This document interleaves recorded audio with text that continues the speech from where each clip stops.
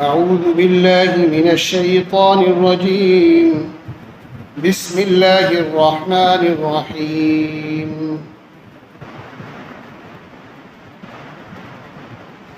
لا إكراه في الدين قد تبين الرشد من الغي فمن يكفر بالطاغوت ويؤمن بالله فقد استمسك بالعروة الوثقى لا انفصام لها والله سميع عليم. الله ولي الذين آمنوا يخرجهم من الظلمات إلى النور والذين كفروا أولياؤهم الطاغوت يخرجونهم من النور إلى الظلمات أولئك أصحاب النار هم فيها خالدون. ألم تر إلى الذي حاج إبراهيم في ربه أن آتاه الله الملك إذ قال إبراهيم ربي الذي يحيي ويميت قال أنا أحيي وأميت قال إبراهيم فإن الله يأتي بالشمس من المشرق فأت بها من المغرب فبهت الذي كفر والله لا يهدي القوم الظالمين.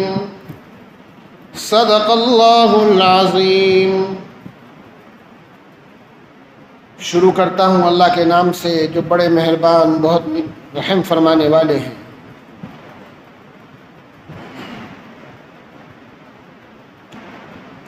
لا اکراہ فی الدین. دین کے معاملے میں کوئی زبردستی نہیں.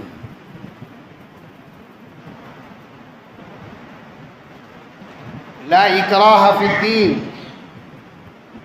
دین کے سلسلے میں کوئی زبردستی نہیں.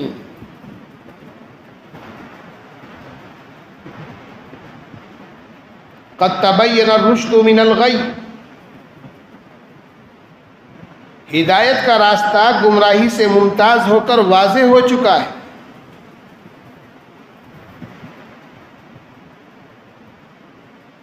لا اکراہ فی الدین. دین میں کوئی زبردستی نہیں ہے کہ زبردستی کسی کو مسلمان بنایا جائے، زبردستی کسی کو ایمان میں داخل کیا جائے. اس کا اسلام میں کوئی تصور نہیں.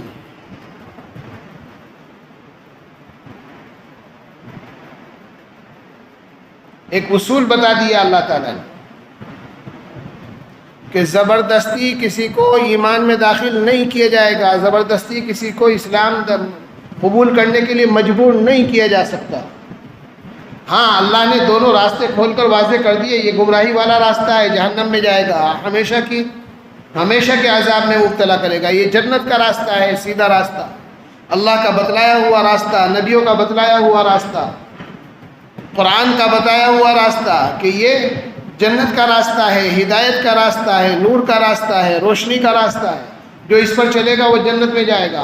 اب مرضی ہے، اب اختیار ہے انسان کا. وہ چاہے تو جنت والے راستے کو اختیار کر لے، ہدایت والے راستے کو اختیار کر لے، ہمیشہ کی راحت میں چلا جائے، اور چاہے اپنے اختیار سے کفر اور شرک میں مبتلا ہو اور جہنم والے راستے پر پڑ جائے. اختیار دے دیا ہے اللہ نے. نبیوں نے، آقائے نامدار حضرت محمد رسول اللہ صلی اللہ علیہ وسلم نے ایک ایک بات کھول کر بیان کر دی ہے. دین کیا ہے اور دین کا راستہ کیا ہے، گمراہی کیا ہے اور جہنم کی طرف لے جانے والی چیزیں کیا ہیں. اور پھر انسان کو اختیار دیا گیا ہے کہ وہ اپنے اختیار سے راستہ منتخب کرے کہ کون سے راستے پر اس کو چلے. تو دین میں کوئی زبردستی نہیں ہے. دراصل ایمان کس چیز کو کہتے ہیں؟ ایمان ہے کیا؟ کہ ایمان کا تعلق دل سے ہے، ایمان کا تعلق دل سے ہے، دل سے اللہ کو اپنا رب ماننا، اس کی وحدانیت کا اقرار کرنا کہ وہ اکیلا ہے، تنہا ہے، ساری کائنات میں اکیلا تصرف کرتا ہے، وہی سارے نظام کو چلا رہا، اسی نے سب کچھ پیدا کیا، اسی نے ہر چیز کا انتظام کیا اور وہی پوری کائنات کے نظام کو چلا رہا۔ گزشتہ ہفتے آیت الکرسی کی تفسیر میں بہت کھول کر اس بات کو بیان کیا گیا تھا، عرض کیا گیا تھا۔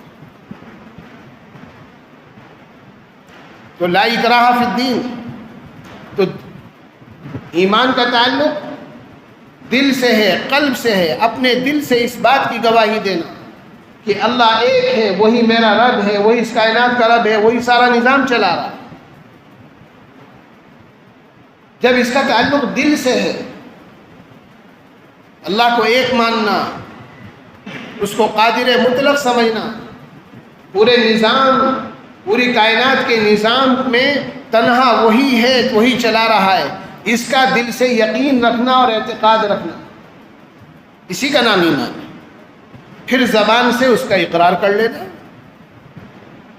پھر زبان سے کلمہ شہادت پڑھنا، اللہ کی وحدانیت کا اقرار کرنا، حضرت محمد رسول اللہ صلی اللہ علیہ وسلم کی نبوت کا اقرار کرنا، لیکن یہ دل کے ایمان کے بعد جب اس کا تعلق دل سے ہے کہ ایمان قلب میں ہوتا ہے، دل میں ہوتا ہے، ایمان اعتقاد کا نام ہے، اللہ پر یقین کا نام ہے، تو اللہ پر یقین اور اعتقاد کو جب ایمان کہتے ہیں تو اب کوئی زور زبردستی سے کسی کے دل میں کیسے ایمان کو اتار سکتا ہے؟ زور زبردستی سے کسی کے دل میں ایمان نہیں اتارا جا سکتا۔ زبان سے آپ کہلوا دیں، کسی کے سر پہ آپ مسلط ہو جائیں اور کہے کلمہ پڑھ، زبان سے اس نے پڑھ لیا تو اس کا نام تو ایمان نہیں ہے۔ ایمان تو تصدیق قلبی، دل سے اقرار کرنا، دل سے اللہ کو ماننا اور اس کی قدرت پر یقین رکھنا۔ جب اس کا تعلق دل سے ہے تو دل پہ تو کوئی سختی نہیں ہو سکتی، دل پہ کوئی جبر و اکراہ نہیں ہو سکتا۔ انسان کے ظاہری جسم پر ہی تو آپ سختی کر سکتے ہیں، اس کے دل پہ کہ اس کا دل تو آپ کے اخلاق سے متاثر ہوگا، اس کا دل تو اسلامی اخلاق سے متاثر ہوگا، اس کا دل تو جب آپ اس کے ساتھ اچھا سلوک کریں گے، اچھے انداز سے اس کو سمجھائیں گے، اس کو بتلائیں گے، دل تو اس سے متاثر ہوتا ہے۔ سختی سے کسی کا دل آپ جیت لیں یہ نہیں ہو سکتا، نہ کبھی دنیا میں ہوا، بلکہ سختی سے تو دل گھبراتا ہے، دور بھاگتا ہے۔ تو زبردستی کسی کو مسلمان نہیں بنایا جا سکتا، زبردستی کسی کو ایمان قبول کرنے پر مجبور نہیں کیا جا سکتا۔ بس یہی حقیقت ہے ایمان کی اور اسلام کی۔ اسلام دنیا میں جو پھیلا ہے، کہاں ہم ہندوستان میں اور کہاں ایمان اور اسلام کہاں آیا؟ حضرت محمد رسول اللہ صلی اللہ علیہ وسلم کا وطن کہاں؟ مکہ اور مدینہ، عرب کا علاقہ، کہ یہاں تک ایمان آیا اور اسلام آیا اور ہم اتنی بڑی تعداد میں مسلمان ہیں، کسی تلوار کے اور سختی جہاد کی وجہ سے، سختیوں کی وجہ سے نہیں، بلکہ ایمان کی تبلیغ، اس کی دعوت، اس کے اخلاق نے یہاں والوں کو متاثر کیا، ان کے اخلاق سے اسلام پھیلا، ان کی محنت سے دین کی تعلیم عام ہوئی، تو آگے بڑھ کر اسلام کو قبول کیا یہاں والوں نے، اور پوری دنیا میں یہی ہوا ہے۔ تو یہ محض ایک الزام ہے اسلام پر کہ اسلام تو کہتے ہی ہیں کہ جب دل مطمئن ہو، دل قبول کرے تب ایمان ہے، زبان سے اقرار کرنے کا نام تو ایمان ہے ہی نہیں۔ جڑ کٹ گئی، ختم ہو گیا مسئلہ کہ زبردستی اسلام قبول کروایا ہے، یہ زبردستی کسی کو ایمان لانے پر مجبور کیا گیا، ہے ہی نہیں اسلام میں اس کا تصور، دین اسلام میں اس کا کوئی تصور نہیں ہے، کیونکہ ایمان تو دل کی گواہی کا نام ہے، اور دل کی گواہی سختی سے نہیں ہو سکتی، کسی ظلم اور زیادتی کے ساتھ نہیں ہو سکتی، وہ تو اس وقت ہوگی جب آپ دل کو مطمئن کریں۔ اسی لیے ہندوستان کی تاریخ ہے کہ یہاں ایمان جو عام ہوا ہے وہ حضرات صوفیاء کرام کے ذریعے سے ہوا ہے. انہوں نے محبت کے ساتھ اسلامی تعلیمات کو عام کیا، ان کے اخلاق سے متاثر ہو کر، ان کے سلوک سے متاثر ہو کر، ان کی محبت سے متاثر ہو کر ہندوستانی قوموں نے اسلام کو قبول کیا اور دین میں داخل ہوتے چلے گئے. لا اکراہ فی الدین، دین کے معاملے میں کوئی زبردستی نہیں ہے کہ زبردستی کسی کو دین میں داخل نہیں کیا جا سکتا، اور نہ کسی کو زبردستی مجبور کیا جا سکتا ہے کہ وہ اسلام کا کلمہ پڑھے. لا اکراہ فی الدین، تو دین کے معاملے میں کوئی زبردستی نہیں. قد تبین الرشد من الغی، ہدایت کا راستہ گمراہی سے ممتاز ہو کر واضح ہو چکا ہے کہ ہدایت کا راستہ جناب رسول اللہ صلی اللہ علیہ وسلم نے بالکل کھول کھول کر بیان کر دیا، واضح کر دیا. گمراہی کے راستے کو بھی واضح کر دیا گیا ہے کہ گمراہی کا راستہ یہ ہے، گناہ یہ چیزیں گناہ ہیں اور اسلام میں ممنوع ہیں. جب گمراہی اور ہدایت دونوں کھول کر بتا دی گئی، واضح کر دی گئی، تو اب انسان اپنے اختیار سے ان دونوں راستوں میں سے کسی ایک راستے کو اختیار کرتا ہے. دین والے راستے پر چلتا ہے تو مومن کہلاتا ہے، گمراہی والے راستے پر چلتا ہے تو کافر اور مشرک کہلاتا ہے. فَمَن يَكْفُرْ بِالطَّاغُوتِ وَيُؤْمِن بِاللَّهِ، اس کے بعد جو شخص طاغوت کا انکار کر کے، جو شخص شیطان کا انکار کر کے اللہ پر ایمان لے آئے گا، وَيُؤْمِن بِاللَّهِ، جو شخص شیطان کا انکار کر کے اللہ پر ایمان لے آئے گا، یؤمن باللہ، اللہ پر ایمان لانا، ہاں دل سے اللہ کو اپنا رب ماننا، دل سے اللہ کا کلمہ پڑھنا، دل سے اللہ پر یقین اور اعتقاد رکھنا. وَيُؤْمِن بِاللَّهِ، جو شخص شیطان کا انکار کر کے اللہ پر ایمان لے آئے گا، فَقَدِ اسْتَمْسَكَ بِالْعُرْوَةِ الْوُثْقَى لَا انْفِصَامَ لَهَا، اس نے ایک مضبوط کنڈا تھام لیا، اس نے ایک مضبوط حلقہ تھام لیا جس کے ٹوٹنے کا کوئی امکان نہیں. ایمان لانے والے کی مثال کیسی ہے؟ اللہ پر ایمان لانے والے کی مثال کیسی ہے کہ اللہ پر ایمان لانے والے کی مثال ایسی ہے جیسے کوئی شخص کسی مضبوط رسی کو پکڑ لے، مضبوطی کے ساتھ تھام.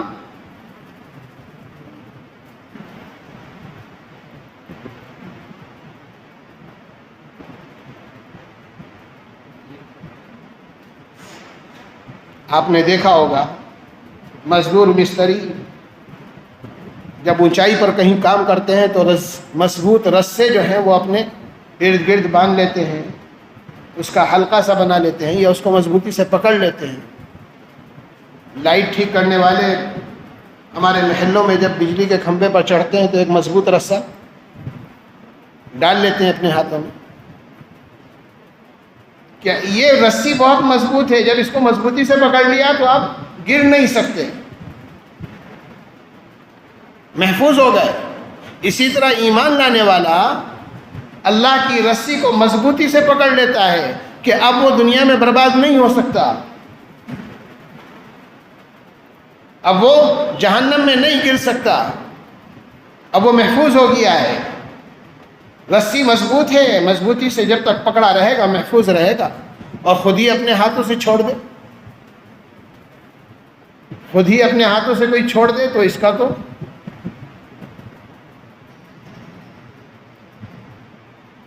جو شخص خود رسی کو مضبوطی سے نہ تھامے اور اس کو چھوڑ دے تو خود بخود نیچے گرے گا. تو اسلام کی مثال تو ایک مضبوط رسی کسی ہے جس نے جتنی مضبوطی سے پکڑ لیا وہ اتنا ہی محفوظ ہو گیا.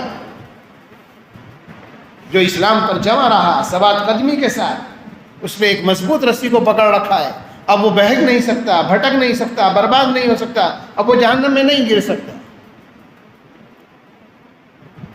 تو مثال دے کے اللہ تعالیٰ سمجھا رہے ہیں کہ جو شخص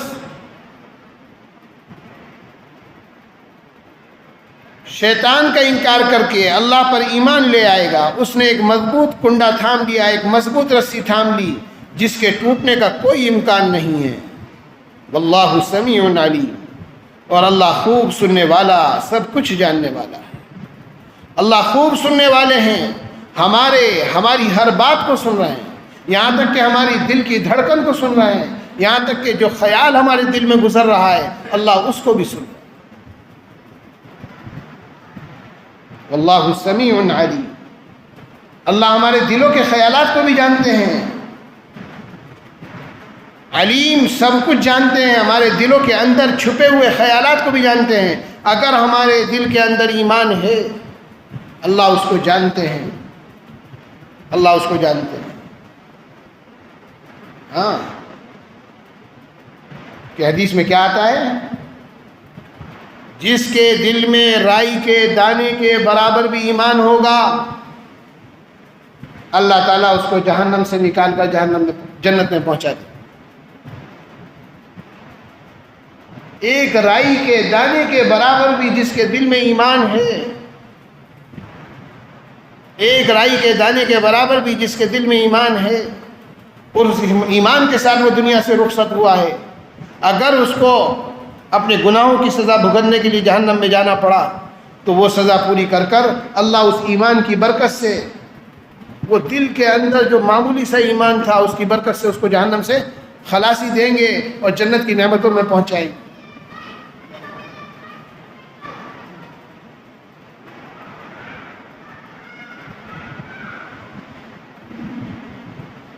تو ایمان تو دل کے اعتقاد کا نام ہے۔ اللہ ولی الذین آمنوا یخرجہم من الظلمات الی النور، اللہ ولی الذین آمنوا یخرجہم من الظلمات الی النور، اللہ ایمان والوں کا رکھوالا ہے، اللہ ایمان والوں کا رکھوالا ہے، اللہ ایمان والوں کا مددگار ہے، اللہ ایمان والوں کی حفاظت فرماتا ہے کہ جو اللہ پر ایمان لے آیا اللہ اس کی مدد فرماتے ہیں۔ یخرجہم من الظلمات الی النور، سب سے بڑی مدد کیا ہوتی ہے اس کی؟ سب سے بڑی مدد اللہ کی طرف سے کیا آتی ہے ایمان پر؟ ہر جگہ الذین آمنوا ایمان کا لفظ آ رہا ہے کہ ایمان کا تعلق قلب سے، دل سے ہے، دل کے اعتقاد سے ہے، اللہ کو دل کی گہرائیوں سے ماننا، اللہ کو دل کی گہرائیوں سے ماننا کہ اسی کا نام تو ایمان ہے، ورنہ زبان سے تو سب کہتے ہیں اجی اوپر والے نے جو کیا ٹھیک ہے۔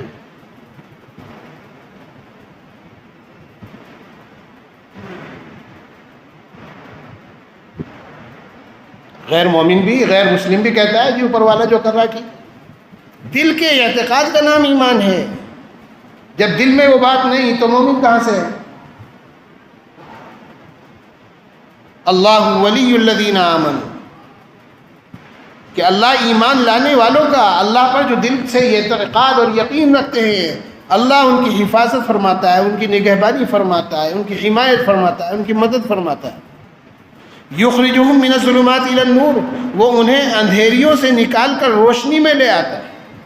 اللہ کی سب سے بڑی مدد مومن کے ساتھ کیا ہوتی ہے کہ کفر کی اور شرک کی تاریکیوں سے اور اندھیریوں سے نکال کر اللہ اس کو اسلام کے نور کی طرف لے آتا ہے، اللہ اس کو ہدایت کے نور کی طرف لے آتا ہے، اللہ اس کو اپنے نور کی طرف لے آتے ہیں، اپنی نور کی روشنی اس کو عطا فرما دیتے ہیں کہ ایمان لانے والا تاریکیوں سے، اندھیریوں سے نکل جاتا ہے۔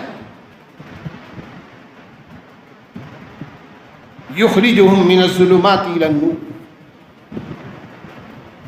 کہ اللہ ایمان لانے والوں کو اندھیریوں سے نکال کر روشنی میں لے آتا ہے کہ دنیا میں تاریکیاں بہت ہیں، اندھیریاں بہت ہیں، کفر و شرک کی اندھیری، رسم و بدعات کی اندھیری، رسومات کی اندھیریاں، ظلمتیں اور تاریکیاں دنیا میں پھیلی ہوئی ہیں۔ نور صرف اللہ کا ہے، اللہ کے دین اسلام کا نور ہے، نور ایک ہی ہے کہ جو ایمان قبول کر لیتے ہیں، جو دل سے ایمان رکھتے ہیں، اللہ ان کو ہر طرح کی تاریکیوں سے، ہر طرح کی اندھیریوں سے نکال کر نور کی طرف لے آتے ہیں۔ ان کے دل میں بھی نور روشن ہو جاتا ہے، پھر اس نور کی روشنی میں وہ آگے بڑھتے ہیں۔ والذین کفروا اولیاؤہم الطاغوت، اور جن لوگوں نے کفر اپنا لیا ہے، جن لوگوں نے کفر کو اختیار کر لیا، جو کافر بن گئے، جنہوں نے اللہ کا انکار کیا، اللہ کو اپنا رب نہیں مانا، اللہ پر ایمان نہیں لائے، چاہے ان کا تعلق کسی مذہب سے ہو، کسی قوم سے ہو، کہ جنہوں نے کفر اختیار کیا ان کے رکھوالے شیطان ہیں، ان کے دوست شیطان ہیں، ان کے رفیق دوست شیطان بن جاتے ہیں۔ بس اب شیطان ہر موقع پر اس کو گمراہ کرتا ہے، گمراہی کے راستے پر اس کو چلاتا ہے۔ اس طرح شیطان ان کو گمراہیوں کی طرف، تاریکیوں کی طرف اور اندھیریوں کی طرف لے جاتا ہے، پھر نور ان کو نظر ہی نہیں آتا، روشنی ان کو نظر ہی نہیں آتی۔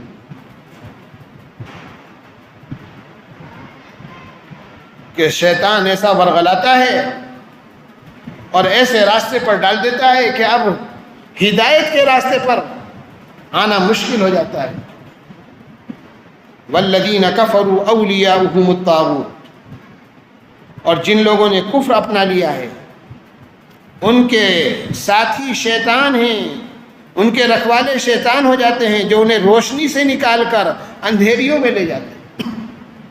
کہ جو کفر اختیار کرتا ہے شیطان ان کو، شیاطین ان کو اسلام کی ہدایت کی روشنی سے نکال کر کفر کی تاریکیوں میں دھکیل دیتے ہیں، کفر کی اندھیریوں میں دھکیل دیتے ہیں، پھر انہی اندھیریوں میں وہ غرق ہو جاتے ہیں۔ بس انہی اندھیروں راستوں پر چلتے ہوئے وہ جہنم میں داخل ہو جائیں گے اور ہمیشہ کے لیے جہنم میں رہیں۔ تو جن لوگوں نے کفر اختیار کر لیا ہے ان کے رکھوالے وہ شیطان ہیں، جو انہیں روشنی سے نکال کر اندھیریوں میں لے جاتے ہیں۔ اولئک اصحاب النار هم فیہا خالدون، اولئک اصحاب النار هم فیہا خالدون، وہ سب آگ میں رہیں گے، وہ سب جہنم میں رہیں گے، وہ سب جہنم میں رہیں گے، جہنم کی دہکتی ہوئی آگ میں،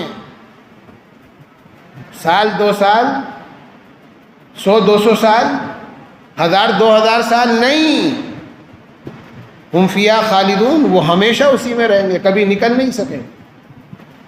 جو کفر کے ساتھ مرا ہے، جو دنیا سے شرک کے ساتھ گیا ہے، ذرا بھی ایمان نہیں اس کے دل میں، وہ ہمیشہ جہنم کا ایندھن بن کر رہے گا۔ اللہ تعالی ہم سب کی حفاظت فرمائے۔ الم تر الی الذی حاج ابراہیم فی ربہ، الم تر الی الذی حاج ابراہیم فی ربہ، کیا تم نے اس شخص کے حال پر غور کیا؟ الم تر الی الذی، کیا تم نے اس شخص کے حال پر غور کیا جس کو اللہ نے سلطنت کیا دے دی تھی کہ وہ اپنے پروردگار کے بارے میں ابراہیم علیہ السلام سے بحث کرنے لگا؟ الم تر الی الذی حاج ابراہیم فی ربہ ان آتاہ اللہ الملک، حضرت ابراہیم علیہ السلام بڑے جلیل القدر پیغمبر گزرے، بہت بڑے نبی گزرے، ابو الانبیاء، ان کی اولاد میں بہت سارے انبیاء آئے۔ تو حضرت ابراہیم علیہ السلام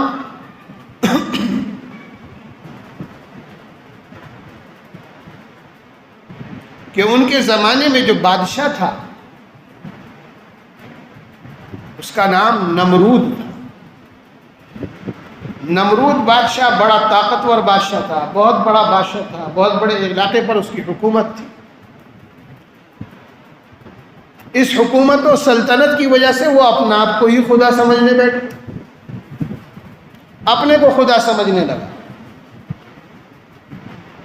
یہ بابل کا بادشاہ تھا، عراق کے علاقے کا بادشاہ تھا، بابل کا بادشاہ تھا نمرود، بڑا طاقتور بادشاہ، بڑے علاقے پر اس کی حکومت۔ اللہ نے جو اس کو حکومت اور سلطنت دے دی تھی تو یہ مغرور ہو گیا، گھمنڈی ہو گیا، مغرور ہو گیا اور اپنے کو خدا سمجھنے لگا۔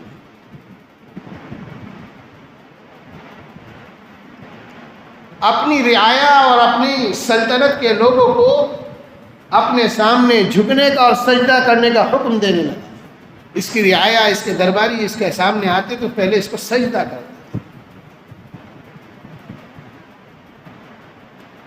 دراصل یہ قوم جو تھی،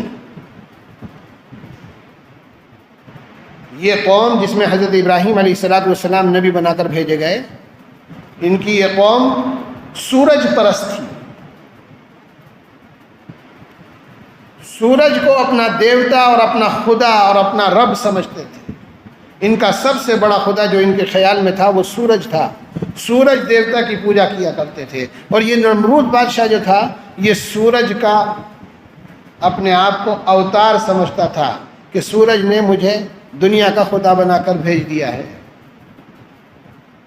اس لیے وہ لوگوں کو اپنے سامنے سجدے کراتا، اپنے سامنے جھکنے کا حکم دیتا۔ حضرت ابراہیم علیہ السلام جب اس کے دربار میں پہنچے، اس کو دین کی دعوت دینے کے لیے پہنچے، تو حضرت ابراہیم نے اس کو سجدہ نہیں کیا، نہ اس کے سامنے جھکے۔ دربار میں جو بھی آ رہا ہے وہ سجدہ کر رہا ہے۔ بادشاہ سلامت بہت عالی شان تخت پر بیٹھے ہوئے ہیں، سونے کے تخت پر، جلوہ افروز ہے، جو بھی آ رہا ہے سجدہ کر رہا ہے، ماتھا ٹیک رہا ہے۔ حضرت ابراہیم علیہ السلام آئے دندناتے ہوئے اور سیدھے آ کر دین کی دعوت دی۔ بس یہیں سے نمرود کا موڈ خراب ہو گیا، مجھے سجدہ کیوں نہیں کیا؟ میں رب ہوں تمہارا، مجھے سجدہ کیوں نہیں کیا؟ حضرت ابراہیم نے کہا میرے رب تو تم نہیں ہو، میرا رب تو اللہ ہے، میرا رب تو اللہ ہے۔ رب کس کو کہتے ہیں؟ رب کہتے ہیں اس ذات کو جس نے پیدا کیا اور پیدا کرنے کے بعد ساری زندگی کا انتظام کر دیا، سارا نظام بھی وہی چلا رہا ہے، وہ رب کہلاتا ہے۔ تو نمرود نے کہا میں رب ہوں، تم نے مجھے سجدہ نہیں کیا۔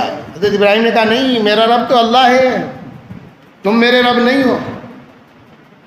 ابراہیم علیہ السلام نے فرمایا رب تو وہ ہے جو زندگی دے موت دے، جس کے قبضے قدرت میں زندگی اور موت ہے، وہ ہے رب۔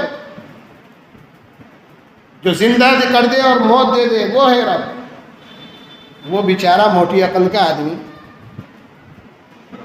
سمجھ ہی نہیں سکا۔ کون؟ وہی بادشاہ سلامت نمرود صاحب کہ ابراہیم علیہ السلام کیا کہہ رہے ہیں۔ ابراہیم علیہ السلام کا مقصد کیا تھا کہ پیدا کرنا اللہ کا کام، زندگی دینا اللہ کا کام، روح ڈالنا یہ اللہ کا کام، اور موت دے دینا یہ اللہ کا کام ہے۔ تو جس کے قبضے میں موت اور زندگی ہو، رب تو وہ ہے، تمہارے قبضے میں تو موت اور زندگی نہیں ہے۔ موٹی عقل کا آدمی کہنے لگا ارے زندگی تو میں بھی دے دیتا ہوں، موت تو میں بھی دے دیتا ہوں، دیکھو ابھی موت دے کے دکھاتا ہوں تمہارے سامنے۔ کیسے دی موت؟ او جیل کے اندر جو قیدی فلاں 2 قیدی ہیں ان کو پکڑ کے لاؤ، جیل خانے سے 2 قیدیوں کو بلوا۔ جیل خانے سے 2 قیدی آ گئے، ایک ان میں کسی الزام میں گرفتار کیا گیا تھا، بے قصور تھا، اس کی رہائی ہونے والی تھی۔ دوسرا مجرم تھا۔ دوسرا کون تھا؟ مجرم تھا، اس کو سزا ملنے والی۔ تو جو مجرم تھا اس کو چھوڑ دیا، چھوڑ دو، آزاد کر دو۔ جو سزا کا مستحق تھا اس کو چھڑوا دیا، دیکھو میں نے اس کو زندگی دے دی، دیکھو میں نے اس کو زندگی دے دی، اس کو مرنا چاہیے تھا لیکن میں نے اس کو نہیں مارا۔ اور وہ جو بے قصور تھا کہ اس کو پھانسی پہ لٹکا دو، دیکھو میں نے اس کو موت دے دی، تو موت تو میرے بھی قبضے میں، کہ جس کو چاہا مار دیا، جس کو چاہا آزاد کر دیا۔ تو حضرت ابراہیم کا مقصد یہ تھوڑی تھا حضرت ابراہیم کا مقصد کیا تھا؟ پیدا کرنا، زندگی بخشنا اللہ کا کام ہے. بچے کو پیدا کرنا، زندگی دینا، اس کو پال پوس کے جوان اور بوڑھا کر دینا، یہ اللہ کا کام ہے. پھر جب اس کا موت کا وقت آئے تو اس کو موت دینا، یہ اللہ کا کام ہے. حضرت ابراہیم کا مقصد تو یہ تھا، اور اس نے اس کا رخ کیا دے دیا کہ بے قصور کو موت دے دی اور قصوروار کو چھوڑ دیا. اس نے اس کا مطلب زندگی اور موت سے. اب حضرت ابراہیم علیہ السلام یہ موٹی عقل کا آدمی زندگی اور موت کو نہیں سمجھا، اس کو کوئی موٹی سی مثال دینی چاہیے. کیا کرنا چاہیے؟ کوئی موٹی سی مثال دینی چاہیے کہ اس کو جواب نہ بن پائے. کیا فرمایا حضرت ابراہیم نے؟ دیکھو میرا رب کون ہے؟ میرا رب کون ہے؟ اللہ ہے. کہ میرا رب اللہ ہے، اور اللہ کا کام کیا ہے کہ سورج کو مشرق سے نکالتے ہیں اللہ روزانہ. سورج کو اللہ کدھر سے نکالتے ہیں؟ مشرق سے. اللہ تعالیٰ سورج کو مشرق سے نکالتے ہیں. دنیا میں آپ کہیں ہو، سورج ادھر سے نکلے گا مشرق کی جانب، ادھر غروب ہوگا. رات ہو رہی ہے، مغرب کے وقت سورج ادھر مغرب میں غروب ہوگی. تو حضرت ابراہیم علیہ السلام نے فرمایا میرا اللہ تو وہ ہے جو سورج کو مشرق سے نکالتا ہے. اگر تم بھی رب ہو تو اس سورج کو ذرا مغرب سے نکال کے دکھا دو. اگر تم رب ہو، کائنات کے مالک تم ہو، اور سب کچھ تمہارے قبضے قدرت میں ہے، تو سورج کو ذرا بجائے ادھر کے، میرا رب تو ادھر سے نکالتا ہے روز، اس کا لگا بندھا نظام. لیکن تمہارے اندر اگر کچھ طاقت ہے تو اس سورج کو ادھر سے نکال کے دکھا دو. زندگی اور موت دینا تو بہت دور کی بات، بس ذرا سا سورج کا رخ چینج کر دو، ذرا سا ادھر سے ادھر کر دو. ابھی میں نے کیا عرض کیا تھا؟ یہ قوم کس کو پوچھتی تھی؟ سورج کو اپنا دیوتا سمجھتے تھے. خدا اعظم سب سے بڑا جو ان کا خدا تھا، ایشور تھا، وہ کون تھا؟ وہ سورج تھا. خود یہ بادشاہ بھی سورج کو اپنا سب سے بڑا خدا سمجھتا. ہاں، اس کا اپنے آپ کو اس کا اوتار، اس کا سایہ سمجھتا تھا. تو حضرت ابراہیم علیہ السلام نے چیلنج کر دیا، جس خدا کو تم پوچھتے ہو، جو تمہارا سب سے بڑا خدا ہے، کون؟ سورج. ذرا اس سے درخواست کر دو، دعا کر دو، آج مشرق سے نہ نکلے، مغرب سے نکل کے دکھا دے. بھائی اگر وہ ساری کائنات کا خدا ہے، سورج کو تم اتنا طاقتور سمجھتے ہو کہ وہ ساری کائنات کا مالک ہے اور ساری کائنات میں خدا ہے، تو وہ کچھ اور نہ کرے، ہمیں صرف اتنا کرتب دکھا دے کہ روزانہ مشرق سے نکلتا ہے، آج مغرب سے نکل کے دکھا دے. دعا کر دو اس سے. اگر تم خود خدا ہو تو اس کو مغرب سے نکال کے دکھا دو، اور اگر اس کو خدا مانتے ہو تو اس سے درخواست کرو کہ آج ادھر سے نہ نکلے، ادھر سے نکل جائے، ذرا سا اپنا رخ چینج کر دے، بس مان جائیں گے کہ تمہارے پاس بھی کچھ طاقت ہے. حضرات مفسرین نے یہ معنی بیان کیے ہیں یہاں کہ یہ قوم سورج پرست تھی، اس لیے حضرت ابراہیم علیہ السلام نے مثال میں سورج ہی کا نام لیا کہ جو تمہارا سب سے بڑا خدا ہے، ذرا ایک دن اپنا رخ بدل کے دکھا دے. بھائی خدا تو وہ ہے جو ہر چیز پر قادر ہو، لہذا اپنی قدرت کا کرشمہ دکھائے، اور بجائے مشرق کی طرف سے صبح کو نمودار ہونے کے، مغرب کی طرف سے جدھر سے چھپائے وہیں سے نکل کے دکھا دے. ظاہر ہے نمرود بھی سمجھتا تھا کہ یہ نہیں ہو سکتا، نمرود بھی سمجھتا تھا کہ یہ نہیں ہو سکتا، نہ میں اس کو مغرب سے لا سکتا ہوں، اور نہ وہ خود اتنا با اختیار ہے کہ خود مغرب سے نکل آئے. وہ تو خود کسی کا تابع ہے جو اس کو چلا. فَبُهِتَ الَّذِي كَفَرَ، مبہوت، حیران و پریشان دیکھ رہا ہے کہ کیا جواب، کوئی جواب نہیں.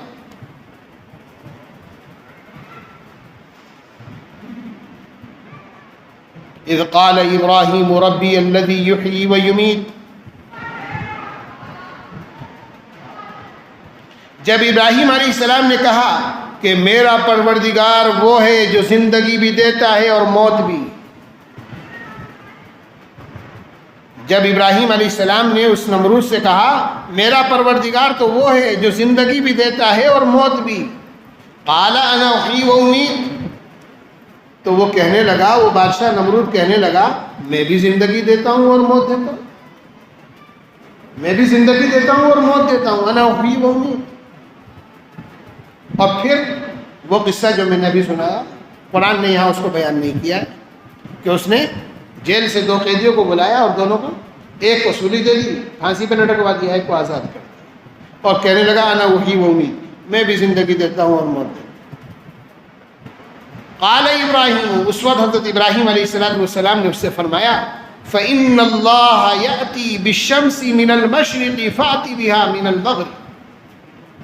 ابراہیم علیہ السلام نے کہا اچھا، اللہ تو سورج کو مشرق سے نکالتا ہے، اللہ تو سورج کو مشرق کی جانب سے نکالتا ہے، تم ذرا اسے مغرب سے تو نکال لاؤ، تم ذرا اسے مغرب سے نکال کر لا کے دکھا دو، تم خدا ہو، تمہیں اختیار ہے، زندگی اور موت تمہارے ہاتھ میں ہے۔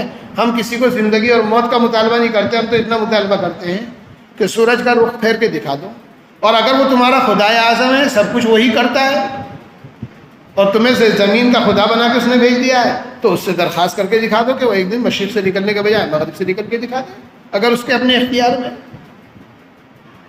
دونوں چیلنج، دونوں طرح سے چیلنج۔ تو ابراہیم علیہ السلام نے کہا اچھا، اللہ تو سورج کو مشرق سے نکالتا ہے، تم ذرا اسے مغرب سے تو نکال کر لاؤ۔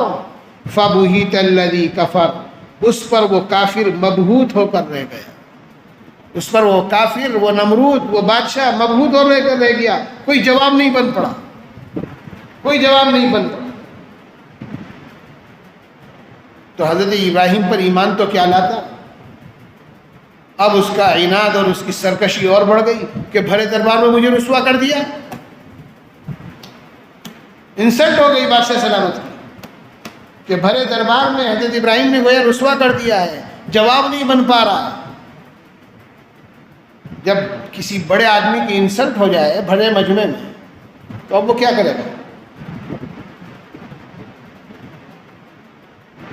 خوخار بن جائے گا، ظلم کرے گا کہ اب حکم ہوا درباریوں کو آگ جلاؤ، جب تک آگ کا انتظام ہو انہیں جیل میں ڈال دو۔ حضرت ابراہیم علیہ السلام کو جیل میں ڈال دیا گیا اور جنگلوں کی لکڑیاں کٹوا کر بڑی زبردست آگ دہکائی گئی، بہت خطرناک آگ دہکائی گئی، جنگل سے سینکڑوں درخت کٹوا کر اس میں ڈالے گئے، ایسی آگ جو جلتی رہے، کئی دن تک نہ بجھے کہ ابراہیم علیہ السلام راکھ ہو جائیں جل کر، بالکل نعوذ باللہ، ایسی آگ دہکائی گئی۔ اور جب آگ پورے شباب پر آ گئی، دہک کر تیار ہو گئی، اب حضرت حکم ہوا جلادوں کو کہ اب ابراہیم علیہ السلام کو اس میں پھینک دیا جائے، اٹھا حضرت ابراہیم علیہ السلام کو اس آگ میں ڈال دیا گیا۔ تفصیل کے ساتھ یہ واقعہ قرآن شریف کی دوسری آیتوں میں، دوسری صورت میں آیا ہے۔ اب سارا شہر منظر دیکھ رہا ہے، تماشا دیکھ رہا ہے، اندر ابراہیم علیہ السلام آگ میں صحیح سلامت بیٹھے ہوئے، آگ نے ان کے کپڑوں تک کو نہیں جلایا۔ قلنا یا نار کونی بردا وسلام، اللہ کی طرف سے حکم ہوا آگ کو، اے آگ ٹھنڈی ہو جا۔ اس آگ میں سے جلانے کی صلاحیت نکال دی اللہ نے۔ آگ کا کام ہے جلانا، لیکن کرنے والی ذات اللہ۔ اس آگ کے اندر سے جو سوزش ہوتی ہے، جلانے کا عنصر ہوتا ہے، اللہ نے اسی کو نکال دیا، گلزار بن گئی وہاں۔ قلنا یا نار کونی بردا وسلاما علی ابراہیم، ابراہیم علیہ السلام کے لیے سلامتی بن جا تو۔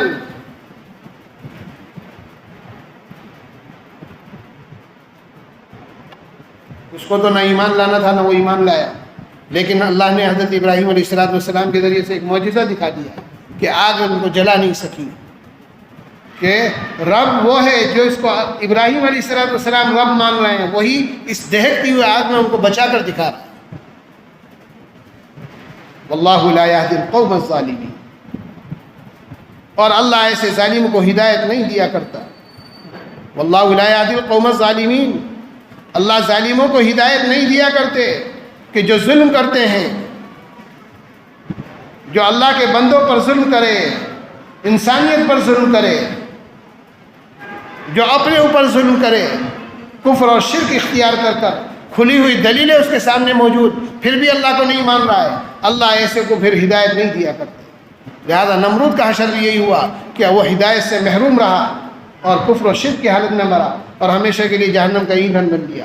اللہ تعالی ہم سب کی حفاظت فرمائے۔